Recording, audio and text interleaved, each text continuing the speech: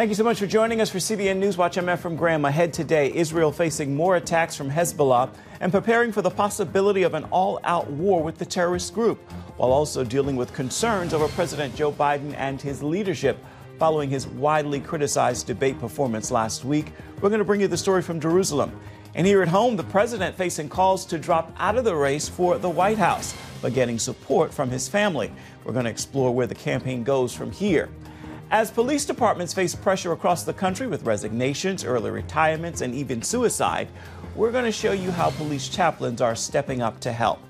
And he sang with gospel legend CeCe Winans on the season finale of American Idol. People are still watching the video. It's now been seen more than 40 million times. We're going to hear about the faith of the former Idol contestant and worship leader Roman Collins. All those stories and more ahead today right here on CBN NewsWatch. This is CBN NewsWatch. Going to begin this half hour in Israel, which is preparing for war with Hezbollah while hoping to avoid it. Those concerns come at a critical moment as Israelis are concerned about President Biden's performance in his debate last week and what his mental difficulties could mean as they face a possible all-out war. Chris Mitchell brings us the story now, reporting from Jerusalem. Israelis worry evil actors on the world stage might take advantage of America, being led by the appearance of a weakened commander-in-chief. As one Israeli columnist put it, in a world rife with aggressive forces, the unflattering image of an American president, the leader of the free world, appearing weak and incoherent encourages them to exploit opportunities. Another columnist added, weakness is not a trait that an American president can convey by any means. Wyoming Republican Senator John Barrasso expressed similar worries. It's what foreign leaders, our enemies, saw in that debate in China, Russia, Iran, North Korea. Right now, are they thinking this is our moment of opportunity? Those concerns are especially crucial to the Jewish state as it sits on the brink of war with Iranian-backed Hezbollah terrorists in Lebanon. Israel's defense minister told troops in northern Israel this weekend the nation is readying for either war or peace. But as Israel is facing war with Hezbollah and its more than 150,000 missiles, the chairman of the House Foreign Affairs Committee says the Biden administration is withholding key weapons it needs to defend itself. The fact is, we're not helping them. In fact, this is what is most disturbing to me, is that we're withholding weapon systems that I have signed off on and Congress has appropriated with the intent of sending those weapons to Israel. Remember the supplemental? Mm-hmm. They are effectively withholding 7 weapon systems. I can't get into the details. In Gaza, Hamas still holds more hostages. One of those 4 Israeli hostages recently rescued is reminding the nation of their plight. I want to take this opportunity to remind everyone that there are still 120 hostages in Hamas captivity. Among them is Avinatan Or, my partner, from whom I was separated at the moment of abduction. Although I'm home now, we can't forget about the hostages who are still in Hamas captivity, and we must do everything possible to bring them back home.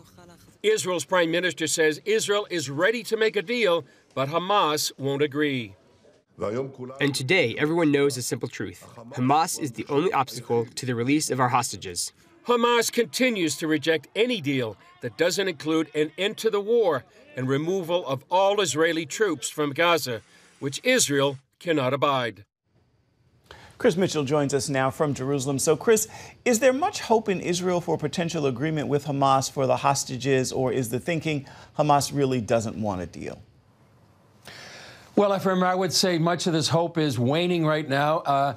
This has been dragging on for months, and I think the thinking is here in Israel that many believe they really don't want a deal unless it includes those 2 demands we mentioned in the report, ending the war totally and the withdrawal of all Israeli troops. Those are both non-starters to this government.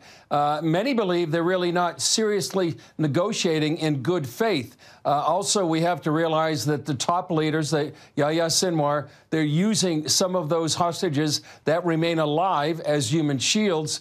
And some question as well whether the pressure of the world should really be on Hamas. and on its sponsor to Qatar to really pressure Hamas to release many of those hostages. And also, tragically, Ephraim, we know many are not alive, and many are still being tortured. Many of the women have been raped. Some of the women may be pregnant. So it's a very tragic situation, and there's not a great deal of hope here about an agreement anytime soon. Speaking of agreements, is there any realistic chance of a deal with Hezbollah, or is Israel just hoping there won't be an all-out war at this point? Well, they're hoping there won't be an all-out war, but they are preparing for a possibility of an all-out war. It seems like there's a slim chance for diplomacy to work. They've been working on, diplomatic solutions for a number of months now. But it seems unlikely that Hezbollah, which has really entrenched itself in South Lebanon since 2006, since the Second Lebanon War, will withdraw above what's called the Litani River, that geographical boundary there in South Lebanon. Hezbollah has embedded itself in the civilian population in South Lebanon. And, many people are making the point, this is really more than just Hezbollah. It's really Iran, its proxy on Israel's border, and that the real decisions are not being made in Beirut, but the real decisions are being made in Tehran. So in a war like this, Ephraim, really could devastate Lebanon. Israel has promised to bomb Lebanon itself into the Stone Age. And but something must happen, Ephraim. It's unsustainable that 80,000 Israelis that are now internal refugees that have evacuated from the border have not gone back for months now. This is sort of like a shrinking of Israel. And by the way, war is with Hezbollah is probably the major topic right here in Israel. Let's talk about the two fronts. What kind of attacks is Israel facing from Gaza and Hezbollah?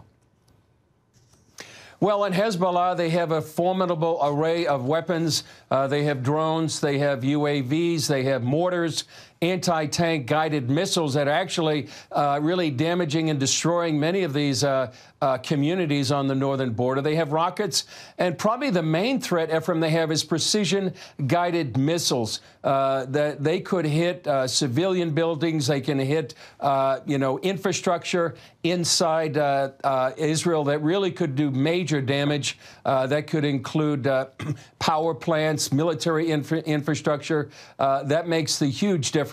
In Gaza, Islamic Jihad just launched 20 rockets. It's amazing to see that they could do that 8 months into the war right now. But part of the reason is they're hidden in civilian areas. They can be preset, and they've been woven into the whole part of Gaza, and that's part of the reason they're able to launch these rockets so far into the war. Another big story in Israel right now is the director of the hospital which helped Hamas terrorists has been released from custody. What is the reaction there? Well, some people are outraged right now, and the reason for this release is that some of the detention cells are just overcrowded. So they've been released 50 imprisoned Hamas terrorists. And one of those is the leader of the administrator of that hospital. And there's one reaction from one of the members of Knesset, and he tweeted this. He said, "How can this man be released when the abductees were tortured and murdered inside that hospital? It served as a terror base, and really there was nothing in exchange for his release." And so he said it was unconscionable. So some people are quite upset about this. Chris, I know there's concern in Israel about President Biden's performance in the debate Thursday. How closely are Israelis following America's presidential race? Very, very closely, Ephraim. They know U.S. is Israel's biggest ally, and they need and want a strong America. And Biden's performance last night projected anything but strength, but weakness. And they know here in the U.S., in the Middle East, that strength is very important. And so many people are actually looking forward to the election based on what President Trump's support of Israel in his term. They're hoping, some praying, that this would happen so Israel can be strong. All right, Chris Mitchell from Jerusalem, thank you so much. As always, stay safe. We appreciate your insights. And, of course, we back here continue to pray for you and our team there on the ground in Israel. Coming up, will President Biden stay in the presidential race after the heavily criticized debate performance last week? Some are calling for him to abandon his campaign, but others are standing by his side. We're going to look at what could be ahead in the battle for the White House when we come back.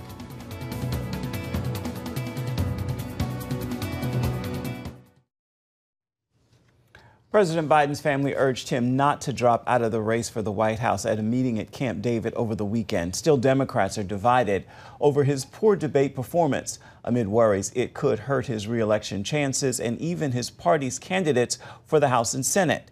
Dale Hurt is on this story.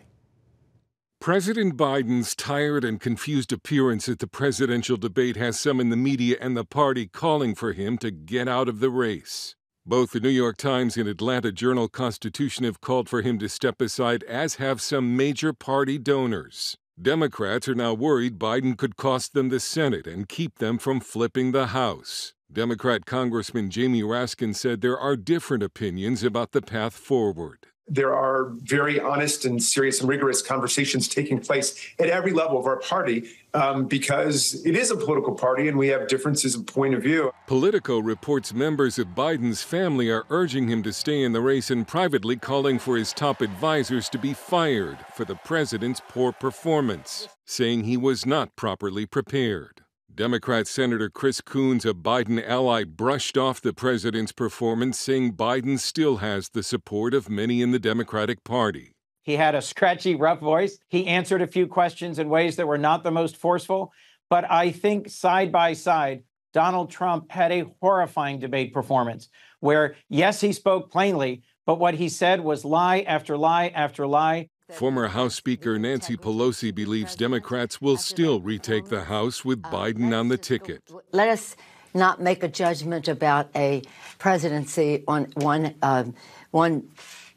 debate. I don't think it's a problem. It's a bad night. But a new CBS YouGov poll shows 72% of voters say Biden does not have the mental and cognitive health to serve as president. Even the former White House photographer weighed in, posting on Instagram, "It's time for Joe to go," and telling Axios the debate was not the first bad day and it's not going to be the last. Democratic strategists admit there is no way to change the party's nominee unless Biden himself steps aside. The Biden campaign says that would lead to chaos. Trump supporters offered their opinions to CBN News at a rally in Virginia Friday. I think at this point it's kind of a lost cause. I think we started to see really how badly Joe's in decline, which is sad. Today, the Trump campaign is expecting a Supreme Court ruling on his claim to presidential immunity, which could shield him from criminal prosecution. Dale Hurd, CBN News. Still ahead, with police departments under fire and facing controversies across the country, we're going to bring you a look at how police chaplains are providing spiritual and emotional support to our nation's officers. The story is coming out right after this.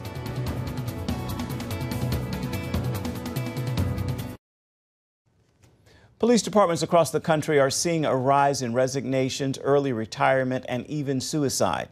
The demands of high-pressure situations combined with the stress of daily living can be overpowering. That's why some departments are recognizing the benefit of offering spiritual and emotional care to officers. CBN's Brody Carter has more. What's the first thought that comes to mind when you see these police lights? It's probably not thoughts on God, peace, or love. But for police chaplains, these are a reminder of where faith is desperately needed. Because there is warfare. There is a lot of warfare, and you have to be spiritually sensitive to Holy Spirit to see it and to be able to go into warfare when you see it. Not necessarily to speak about it, but to be that presence that you see it, and then you can begin to pray. As one of about 1,300 chaplains nationwide, Dr. Sandra Cherry has served the Newport News Police Department since 2009. As a volunteer chaplain, we are on call 24/7, along with the officers, 365 days a year. You say demanding, but it's a ministry. Rather than evangelize, though, Dr. Cherry says chaplains primarily walk alongside officers during their most difficult days, providing critical spiritual care, emotional support, and crisis intervention. And so we as chaplains have that opportunity to talk to the new recruits, even as they're starting their journey, to tell them you are not a robot. You are a human being. You're going to see stuff. This is a hard job. As officer resignations slowly rebound from record levels over the last 4 years, a new survey shows departments losing officers faster than they can hire new ones. Among the reasons, increasing resignations and higher retirements, leading to a nearly 5% drop over the past 3 years. Add to that, increased scrutiny. It's really put law enforcement in a really tough spot where officers now, they think twice about doing things, and that's going to get officers hurt. That's going to get officers killed. Retired Norfolk police officer Chris Amos, now a pastor, also serves as a spiritual resource for his old department. Whether it's going through sickness or illness or financial issues or relationship issues, and all these things officers go through. People forget they're people just like anybody else. They have to take care of the public's problems and crises, and then they have to go home to their own, and they have to take care of those as well. The impact of that weight can be seen in officer suicide rates, which are back on the rise since peaking during COVID. Roughly 184 officers have taken their life each year since 2016, totaling almost 1,300. But after I had to pull a baby out of a lake, that the baby didn't make it, I tried to do CPR on the baby, and it didn't happen. I had another child death I handled within 10 days of that. I began to question my own faith. Bobby Kipper, a former officer, now with the National Center for the Prevention of Community Violence, recovered from that job's trauma through journaling. In Roll Call, a wellness book for officers, Kipper emphasizes the importance of addressing their mental and spiritual health in the field. I don't know many police officers that don't experience some personal and professional trauma based on what they see. The question is whether they're willing to admit it and deal with it. I think transparency, you're right, for years, there has been a stigma that if I said that I needed help, then that may have meant that I'm weak or that I can't handle the situation. A Police One case study shows the presence of chaplains is crucial following traumatic events, and that having them on the force helps address mental health challenges, reduce suicide rates, and improves officer retention. I could not go into law enforcement without Christ. I don't see how, and the large majority do that every single day. I could not do it. It's about spiritual wellness and spiritual care. And so that's what we consider ourselves. We want to provide that spiritual support. Faith serves as an anchor, helping these often unsung heroes stand firm in their service to the men and women in blue. The spiritual aspect, that's the well where you can get back what this job will take out of you day in and day out, and it won't run dry. Reporting in Newport News, Virginia, Brody Carter, CBN News. Coming up, atheists tell him, "I feel God when you sing." We're going to hear from American Idol contestant and worship leader Roman Collins, who recently joined gospel legend CeCe Winans on stage for the show's season finale. You don't want to miss his moving story. We'll have it for you when we come back.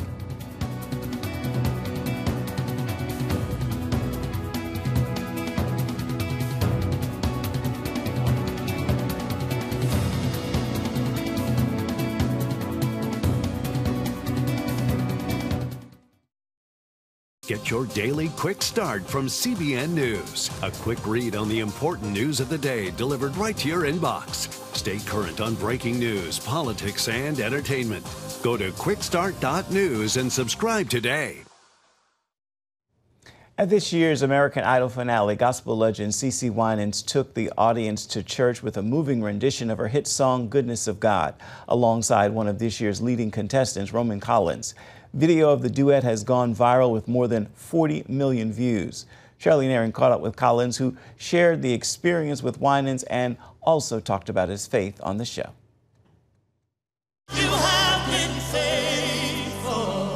For Roman Collins, singing with gospel icon CeCe Winans became a dream come true and a testimony to God's faithfulness. In my room, I have a list that says 2024 collaborations, and her name is on that list. Her name is on that list. I trusted God to write the vision and make it plain, and he answered it. It helped end the season on a high note, with the gospel song bringing Idol judge Katy Perry to tears. American Idol and many, including Franklin Graham, sharing video of the performance across social media. For Collins, the song's message is personal. I was pronounced dead at the age of 3 years old. I was in a diabetic coma for 2 weeks. Had a 97% chance that I would die in the coma. But my family believed God. My family decided to trust in God. Wow. And that trust won't go in vain. I'm going to tell the world about the one who saved my life, who is saving my life, who is keeping me. Why would I be quiet about that God? Who wouldn't serve a God like this? The 24-year-old tells CBN News he never sought to audition for the singing competition, then felt impressed at the urging of a friend.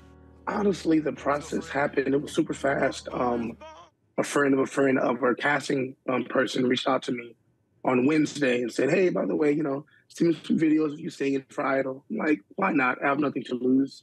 The following day, I had a meeting with the producers, which was Thursday.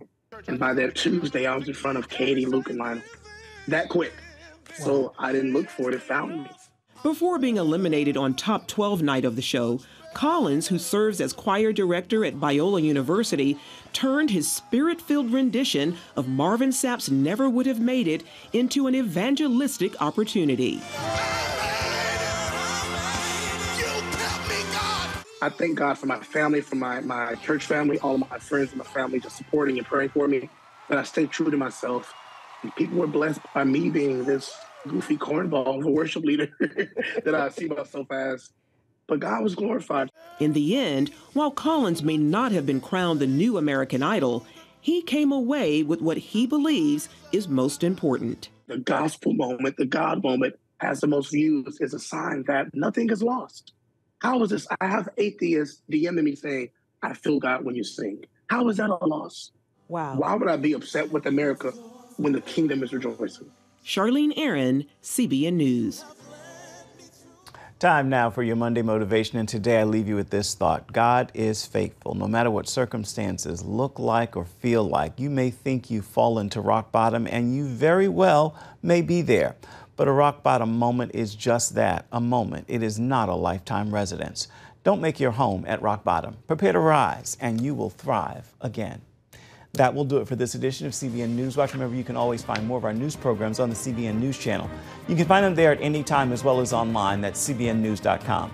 Take a moment. Let us know what you think about the stories you've seen here today or any day. You can email us, newswatch@cbn.com. You can also reach out and touch us on Facebook, X, and Instagram. Hope you'll join us again right back here tomorrow. Thanks for watching. Goodbye and God bless.